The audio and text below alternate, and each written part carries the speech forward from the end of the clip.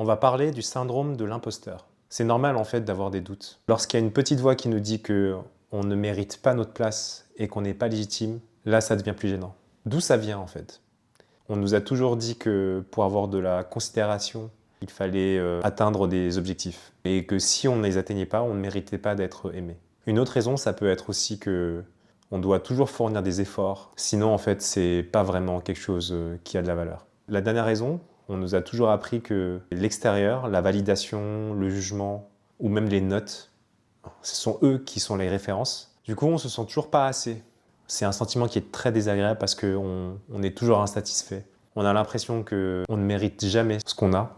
On passe notre temps à être dépendant du jugement des autres. Et à la fin, parfois, on fait même des choix de vie qui ne sont pas les nôtres, mais ceux des autres. Comment on peut s'en sortir? Il y a plein de solutions, elles sont très simples au final à comprendre et peut-être moins simples à appliquer.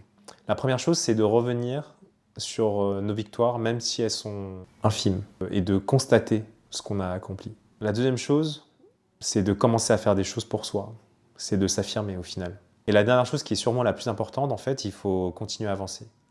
C'est ce qui construit en fait notre parcours, c'est ce qui construit notre vie.